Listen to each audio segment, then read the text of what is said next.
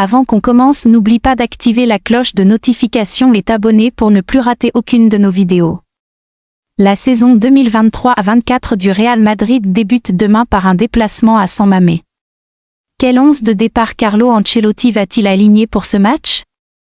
Le Real est dans les starting blocks. Comme chaque année, les Merengues attaquent l'exercice avec pour objectif de rafler tous les titres.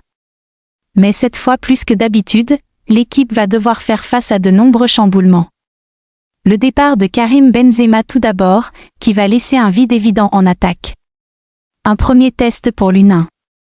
L'autre, et non des moindres, l'absence pour de nombreux mois de Thibaut Courtois. Le meilleur gardien du monde.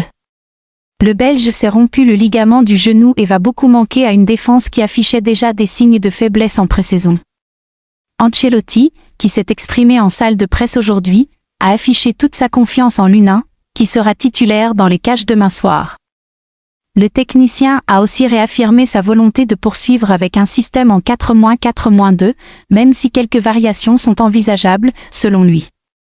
Pas de système fixe donc, mais plusieurs.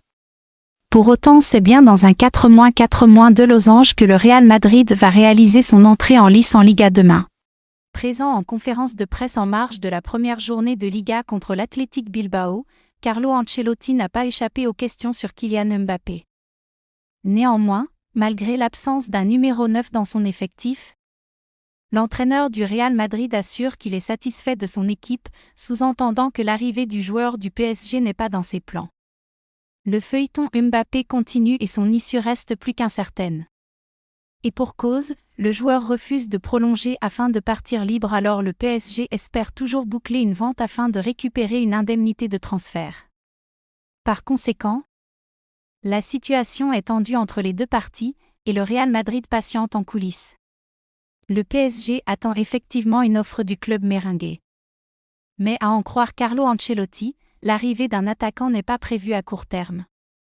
En pré-saison, nous avons marqué beaucoup de buts et créé beaucoup d'occasions, mais le problème est d'ordre défensif. Nous avons manqué de précision, l'attaquant n'est pas encore frais de l'été, mais en attaque, nous sommes très bons, nous avons des options. Joselu est très bon dans la surface et Brahim entre les lignes peut apporter des solutions, lance l'entraîneur du Real Madrid en conférence de presse. Le numéro 9 réattribué? Je ne pense pas. Relancé sur la possibilité que le numéro 9 de Karim Benzema soit réattribué à une potentielle recrue, Carlo Ancelotti se montre assez clair: je ne pense pas, je suis satisfait de l'effectif. J'ai vu quelque chose de très bien dans l'équipe. L'équipe est motivée, enthousiaste et engagée. Début? Je ne sais pas combien, il y a plus d'options. Joselu, Bellingham.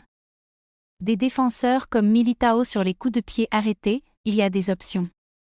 Par conséquent, l'entraîneur du Real Madrid semble mettre fin publiquement à une éventuelle arrivée de Kylian Mbappé. N'oubliez surtout pas de vous abonner et activer la cloche de notification pour ne plus rater aucune de nos vidéos.